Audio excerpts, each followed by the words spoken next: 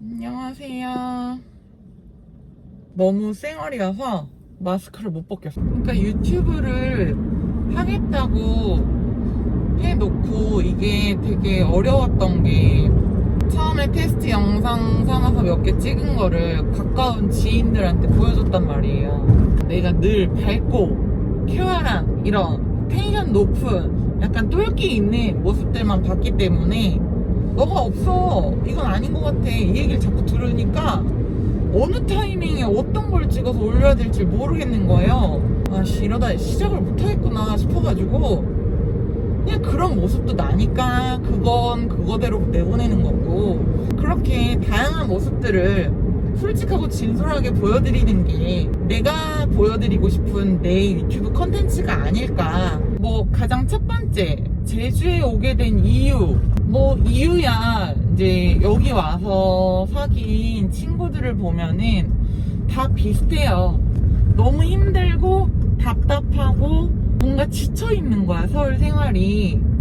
저 또한도 그게 가장 컸고, 한 가지 일을 혼자서 10년 정도 계속 이어왔는데 그게 번아웃인지를 모르고 계속 앞만 보고 달렸단 말이죠.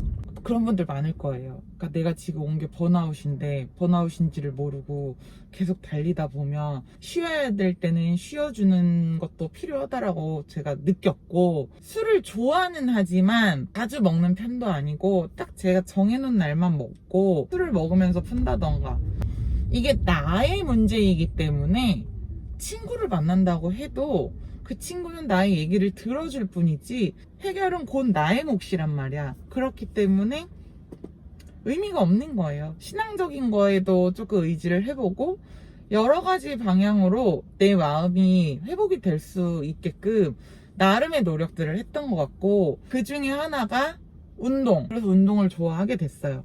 그나마 운동하는 동안에는 내가 잡생각이 안 나고 스트레스가 없는 거예요. 뭐로써 업무적인 것에 대한 문제도 있을 거고 인간관계도 있을 거고, 저는 MBTI 테스트를 하면 ENTP가 나오는 사람이고 누가 봐도 E예요. 너무 밝아요. 어디 가면 어떤 모임에서가 늘 거기서 주인공이 되고 중심이 되는 그런 캐릭터의 역할들을 많이 하고 분위기를 주도해 나갈 수 있는 그런 캐릭터의 역할들을 많이 해왔는데, 점점점 그런 자리를 나가는 게 힘들어지는 거예요. 새로운 사람들을 만나는 게 너무 두려워지고, 그리고 연애도 누구를 만나는 게 너무 무섭고 싫은 거야. 당연히 나도 여잔데, 그리고 나이가 있는데 여러 가지 방면에서 외로운 것들을 느낄 수가 있잖아요. 아, 혼자 있고 싶다. 제주 한 달 살이를 해보자 였었어요. 왜냐면 저는 이 일을 하면서 저에게 5일 이상의 휴가를 준 적이 없기 때문에, 아시아권의 나라 말고는 다른 잘 나가는 그런 쇼핑몰의 예쁜 언니들처럼 뭐 파리 가서 촬영을 해본 적도 없고, 인스타에 보여지는 게 다가 아니잖아. 거기에 자기가 힘들고 슬픈 거 올리는 사람이 몇이나 되겠어요.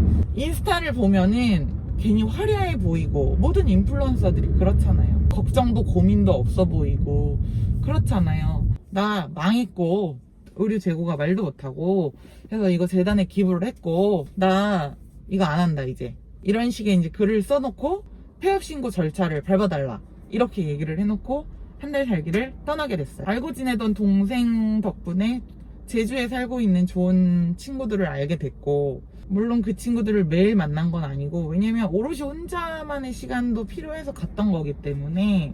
근데 그 친구들과의 시간이 왜 좋았냐면, 얘네는 내가 누군지 뭐 하는 사람인지 나를 굉장히 편견 없이 대하는 거예요.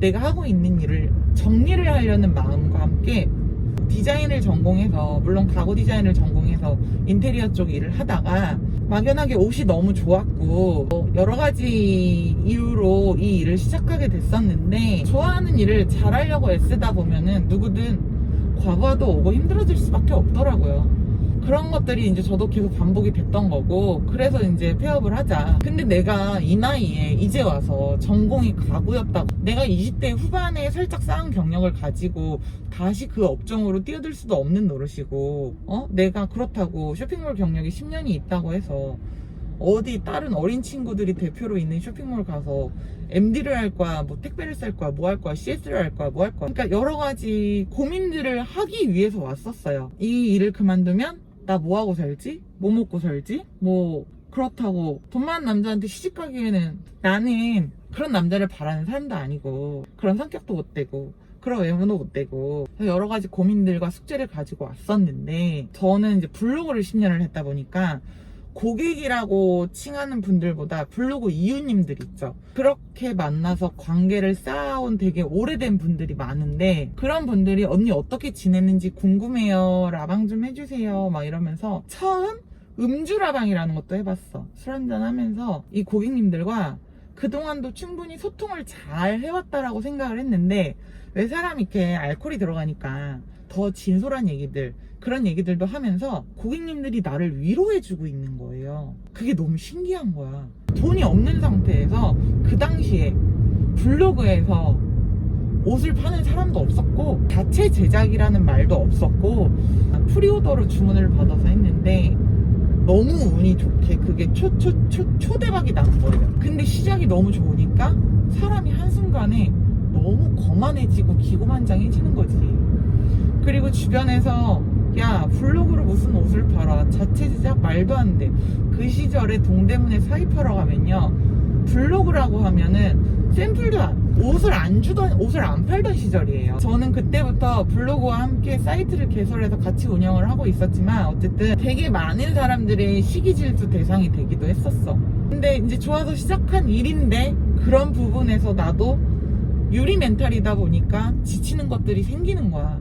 지치는 것들이 생기고, 그래서 한 2년 동안 하루에 2시간, 3시간밖에 못 자면서 가내수공업처럼 거의 가족들이 달라붙어서 택배를 싸주고 어마무시한 매출을 찍었죠. 그 당시에는, 그 초반에는. 그러니까 막 내 어깨 이만해지. 명품샵 가면은 막 매니저들이 막 이렇게 해주니까 구경만 갔다가도 괜히 뭐 하나 사서 나오게 되고, 모어룩스 슬럼프가 온과 동시에 남자친구랑 헤어지기도 했고, 그러면서 잠시 일본 여행을 길게 혼자 갔고, 그랬을 때 갔다 왔는데 나를 무시했던 사람들이 나를 대하는 게 달라진 거야. 블로그로 하면 망할 거야 라고 했던 사람들이 내 블로그를 이용해서, 나를 이용해서 지들도 뭐 해보려고 접근하는 그야말로 똥파리들이 많았지. 그러니까 그거는 내 잘못이라고 생각해. 지금에 와서 보면은 그 당시에는 그런 상대방들을 탓하고 원망하기 바빴지만, 그런 선택을 한 건 일단 나기 때문에, 나로 인해서 벌어진 일이기 때문에 지금에 와서 생각해보면 그건 내 잘못이야. 그러면서 한 번에 바닥을 빵 치니까 이게 어디 지하 몇 층까지 추락했는지 모르겠지만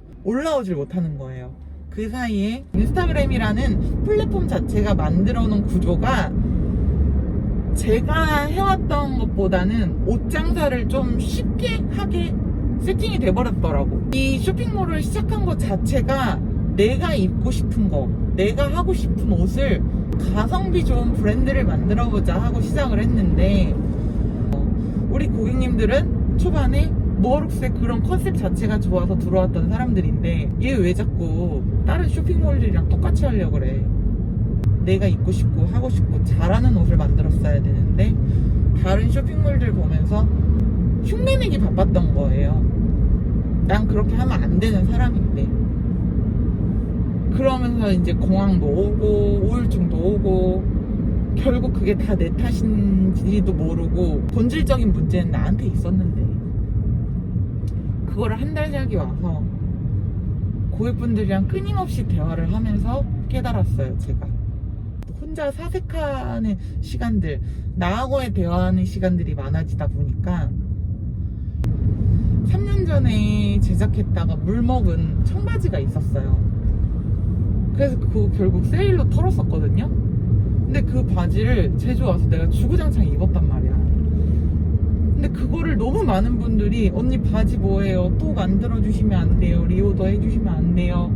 언니 입고 싶어요. 이런 DM이 계속 오는 거예요.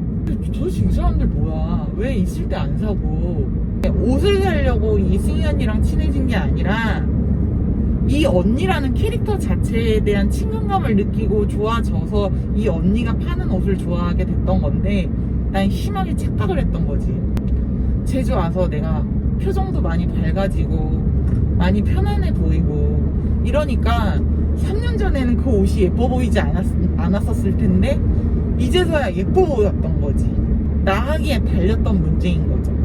그러니까 그런 사소한 상황 하나하나들이 마음을 좀 고쳐먹기 시작했어요. 다른 쇼핑몰 같은 느낌이 아니라 나만의 느낌으로, 예전에 그 초심의 느낌으로 왜 우리 고객님들이 내 걸 좋아했는지에 대해서 파악을 하고 나니까 정답이 너무 쉽게 나오는 거예요. 내가 싫으면 안 할 거야. 근데 제주 갔다 와서 마음 먹은 건 나 제주 와서 살아야겠다. 살면서 이 모어룩스 일을 해야겠다. 저의 멘토 같은 분이 저한테 그런 얘기를 해줬었어요. 지금까지 너는 모어룩스를 위한 삶을 살았더라면 이제 제주 가서는 너를 위한 삶을 좀 살아봐.